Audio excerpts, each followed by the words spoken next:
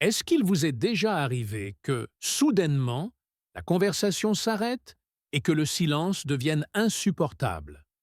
Pourquoi, durant ces quelques secondes, l'esprit se vide-t-il? Pourquoi avons-nous l'impression d'échouer, que l'autre nous juge, que nous devrions dire quelque chose immédiatement? Le plus gros problème n'est pas le silence en soi, mais la peur que nous projetons sur lui. Et il y a un autre détail encore plus important que presque personne ne remarque. Restez, car comprendre cela peut changer à jamais la façon dont vous parlez avec n'importe qui. Pendant longtemps, chaque fois que je me trouvais dans une conversation avec quelqu'un que je ne connaissais pas bien, je ressentais le même malaise. Tout allait plus ou moins bien jusqu'à ce que, soudainement, ce moment redouté apparaisse. Personne ne disait rien. Le silence tombait comme un poids invisible et, en quelques secondes, mon corps réagissait. Le cœur s'emballait, la respiration devenait plus courte et l'esprit commençait à chercher désespérément quelque chose à dire. Cela m'arrivait dans des situations très courantes. Dans un nouveau travail, en discutant avec des collègues pendant une pause, dans un cours, assis à côté de quelqu'un d'inconnu, même lors de rencontres sociales où, en théorie, tout devait être détendu. Dès que la conversation s'arrêtait, mon attention n'était plus portée sur l'autre personne et se focalisait entièrement sur moi-même. Je pensais à l'image que je renvoyais, à quel point je devais paraître mal à l'aise, à la possibilité d'ennuyer l'autre. Le plus curieux, c'est qu'à ces moments-là, je n'écoutais pas vraiment. J'étais prisonnier de ma propre tête. Chaque seconde de silence semblait confirmer une idée qui se répétait sans cesse. Quelque chose n'allait pas. Je commençais à croire que le silence était un signe d'échec, une preuve que je ne savais pas communiquer, que je n'étais pas intéressant ou que je n'étais pas à la hauteur de la situation. Avec le temps, cette peur du silence est devenue une sorte d'anticipation constante. Avant même de commencer une conversation, je pensais déjà à la manière d'éviter ces moments gênants. Je préparais des phrases dans ma tête, je cherchais des sujets sûrs et j'essayais de maintenir la conversation en mouvement à tout prix. Mais plus j'essayais, plus la situation devenait tendue. L'anxiété ne venait pas du silence en lui-même, mais de ce que je croyais que ce silence signifiait. Je croyais que tout le monde le remarquait, que tout le monde le jugeait, et que ce petit vide disait quelque chose de négatif sur moi. Ce n'est que lorsque j'ai commencé à observer ces situations avec plus de calme que je me suis rendu compte de quelque chose d'important. La plupart des gens étaient aussi concentrés sur leurs propres pensées que moi. Et cette découverte fut le premier pas pour comprendre la véritable nature du silence dans une conversation. Avec le temps, j'ai commencé à regarder ces moments de silence sous une autre perspective. Je me suis rendu compte qu'ils n'étaient pas aussi dramatiques que mon esprit le laissait paraître. La vérité est que la plupart du temps, ces secondes passent inaperçues. L'autre personne n'analyse pas chaque pause et ne tire pas de conclusions profondes sur votre valeur ou votre capacité à communiquer. En réalité, on ne se souvient presque jamais de ces silences une fois que la conversation est terminée. Le problème est l'histoire que nous nous racontons. Nous interprétons le silence comme un signe d'échec, alors qu'en réalité, c'est quelque chose de tout à fait normal. Les conversations ne sont pas des scénarios parfaitement écrits. Ce sont des échanges vivants, avec des rythmes, des pauses et des changements de direction. Prétendre qu'elles doivent couler sans aucun espace vide est une attente irréaliste.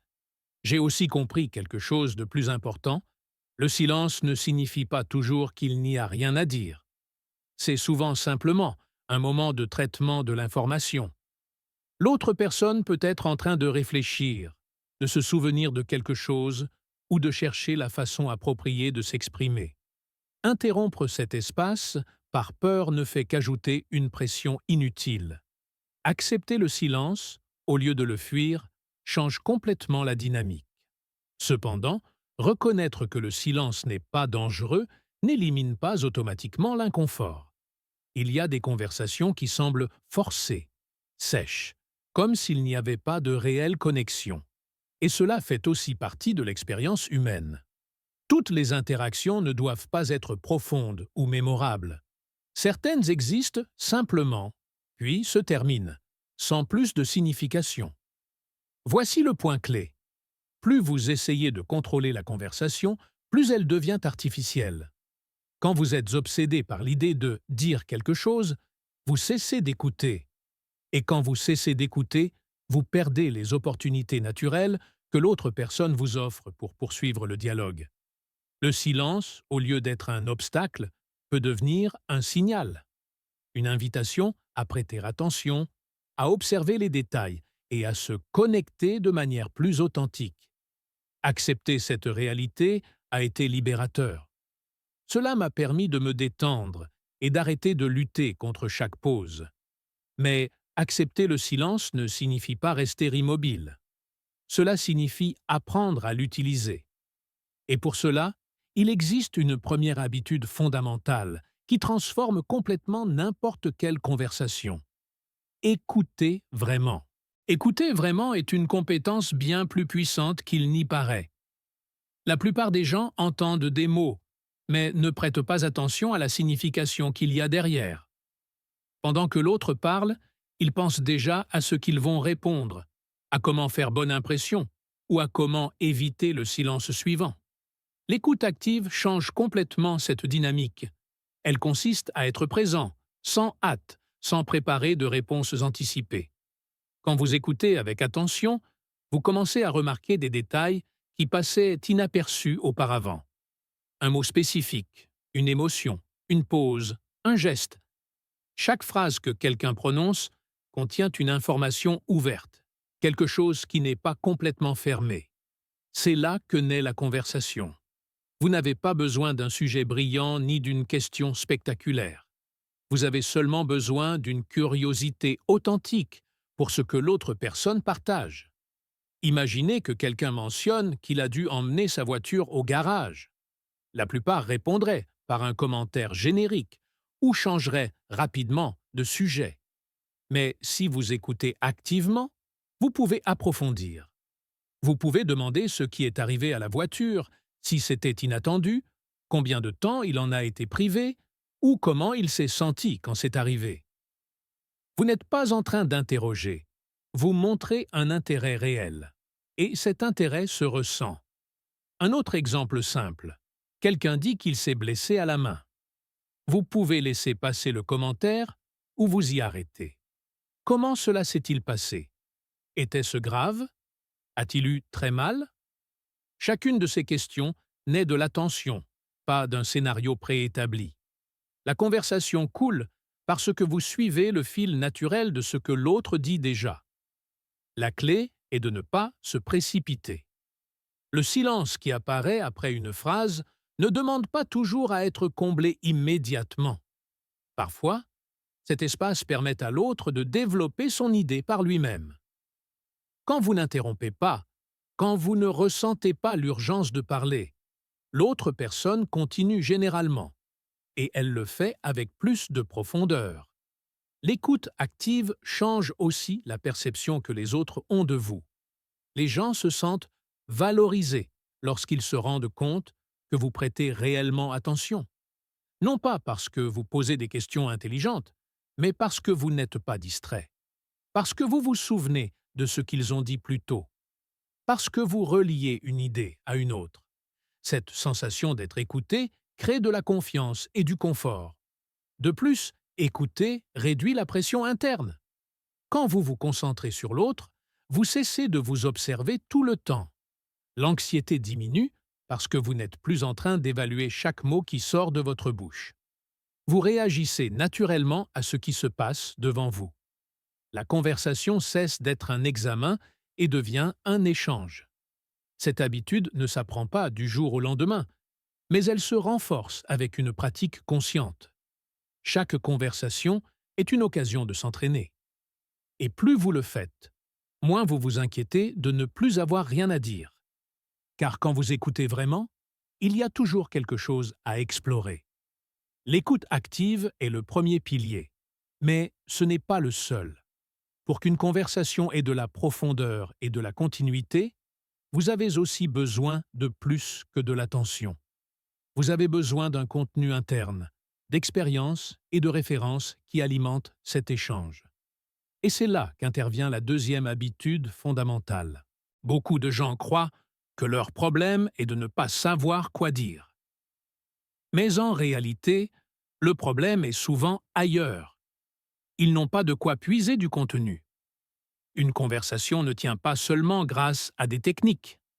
Elle tient grâce à la vie, aux expériences, aux intérêts réels. Quand vous ne faites rien qui vous enthousiasme, quand vous n'explorez rien de nouveau, le dialogue devient limité, non par manque de compétences, mais par manque de matière. Accumuler du carburant pour la conversation signifie vivre de manière plus consciente. Cela signifie s'autoriser à développer des intérêts, même s'ils semblent simples ou peu impressionnants. Vous n'avez pas besoin d'être un expert ni d'avoir des histoires extraordinaires. Il suffit d'avoir de la curiosité pour quelque chose. Un sport, un type de musique, marcher de longues distances, apprendre la psychologie, réparer des choses par soi-même. Tout cela devient de la matière première pour se connecter aux autres. Quand vous avez des intérêts sincères, la pression de dire quelque chose disparaît. Vous ne cherchez pas des sujets au hasard. Vous partagez des parties de votre monde. Et cela s'avère beaucoup plus naturel. De plus, les intérêts fonctionnent comme des points de rencontre. Quand vous découvrez que quelqu'un partage une passion avec vous, la conversation coule sans effort. Non pas parce que vous êtes tous deux de grands communicateurs, mais parce qu'il y a un terrain d'entente. Un autre aspect important est que vos intérêts évoluent avec le temps. Il ne s'agit pas d'accumuler des sujets pour impressionner, mais de vous permettre de changer, d'essayer de nouvelles choses et d'apprendre. Chaque expérience, même petite, ajoute des couches à votre façon de communiquer. Une longue marche peut mener à des réflexions. Un livre peut ouvrir des questions. Une conversation précédente peut vous donner de nouvelles perspectives. Il est aussi essentiel de comprendre que tout ce que vous partagez n'a pas besoin d'être brillant. Parfois, parler de quelque chose de quotidien suffit à créer une connexion. L'important est l'authenticité. Quand vous parlez de quelque chose qui vous tient vraiment à cœur, votre ton change, votre langage corporel se détend et l'autre personne le perçoit. La conversation cesse d'être un effort mental et devient une expression naturelle. Cette habitude réduit également la peur du jugement. Quand vous construisez votre propre monde intérieur, vous dépendez moins de l'approbation externe. Vous n'avez plus besoin de jouer un rôle pour vous intégrer. Vous êtes simplement vous-même, partageant ce qui fait partie de votre vie. Et cela, paradoxalement, s'avère beaucoup plus attirant. Avec le temps, ce carburant interne s'accumule. On ne s'en rend pas compte immédiatement, mais un jour, on remarque que les conversations durent plus longtemps, que les pauses ne sont plus gênantes, et qu'on apprécie même ces moments d'échange. Parce que maintenant, vous n'êtes plus vide à l'intérieur. Vous avez quelque chose à offrir, non pour impressionner, mais pour vous connecter. Mais il reste encore un dernier obstacle que beaucoup n'osent pas affronter. Même avec de l'attention et du contenu, la peur de poser la mauvaise question persiste. Cette crainte silencieuse qui freine bien des conversations avant même qu'elles ne commencent. Et pour la surmonter, vous avez besoin d'une troisième habitude essentielle. Il y a un moment dans beaucoup de conversations où un doute silencieux surgit. Et si la question que je vais poser était stupide? Cette peur est l'un des plus grands freins à la communication.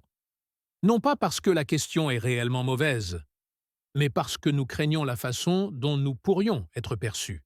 Nous pensons que poser une question évidente, simple ou peu élaborée nous fera paraître inintéressant ou peu intelligent. La réalité est tout autre. La plupart des conversations s'éteignent, non pas à cause de mauvaises questions, mais par absence de questions. Quand personne n'ose approfondir, le dialogue reste en surface et meurt lentement. Les soi-disant questions bêtes sont, en réalité, des questions honnêtes. Elles naissent de la curiosité, non du désir d'impressionner. Et cela se ressent. Quand vous posez une question simple, vous donnez à l'autre personne l'espace pour parler. Les gens aiment expliquer, raconter des histoires, partager leur point de vue. Même une question basique peut ouvrir la porte à une conversation intéressante si elle est posée avec une attention sincère. Il ne s'agit pas de formuler quelque chose de brillant, mais de montrer un intérêt réel pour ce que l'autre vit ou pense. Souvent, les questions qui semblent les plus évidentes sont celles que personne n'ose poser. Et c'est précisément pour cela qu'elles fonctionnent. Elles brisent la tension, humanisent la conversation et créent de la proximité. Il n'y a rien de plus naturel que d'admettre qu'on ne sait pas quelque chose et de vouloir mieux le comprendre. Cette vulnérabilité génère de la connexion. Il est également important d'accepter que toutes les questions n'auront pas une réponse mémorable. Et ce n'est pas grave. Une conversation n'est ni un entretien ni un test. C'est un échange. Certaines questions ouvrent des voies, d'autres non. L'important est de ne pas se bloquer par peur d'échouer.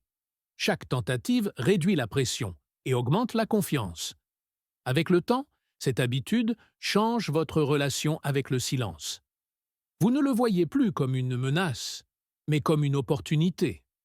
Un espace d'où peut surgir une question, aussi simple soit-elle. Et quand vous vous permettez de la poser sans vous juger, la conversation redémarre. Cette troisième habitude complète l'ensemble.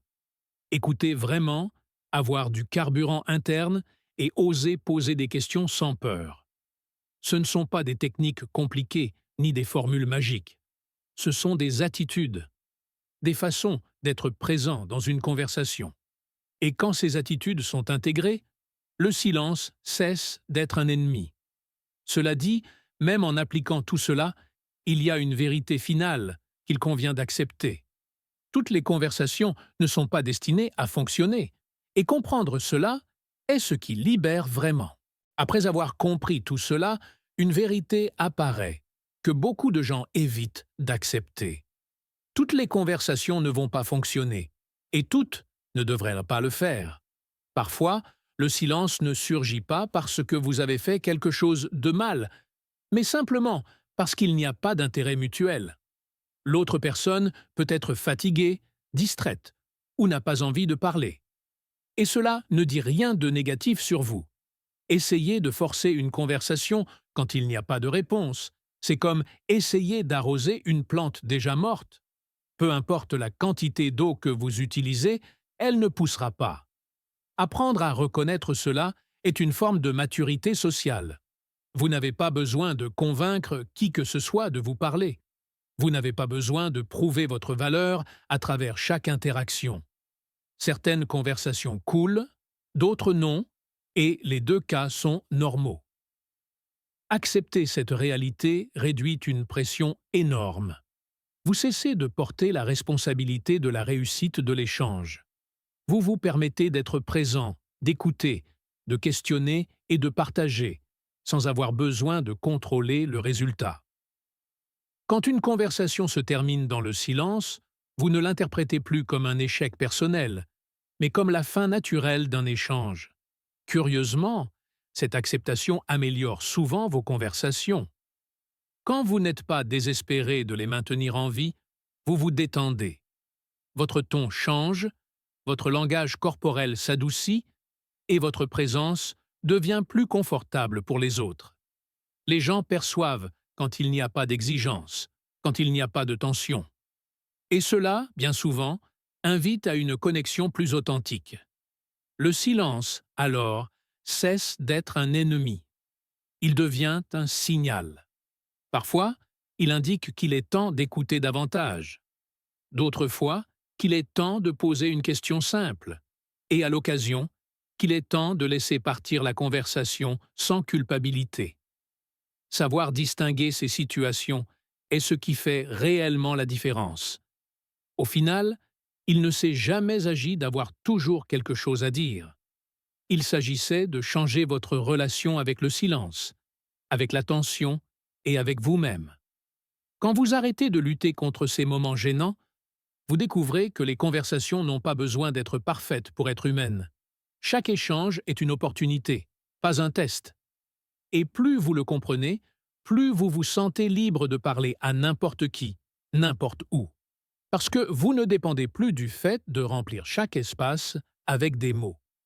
Vous savez que, parfois, le véritable contrôle consiste à laisser le silence exister.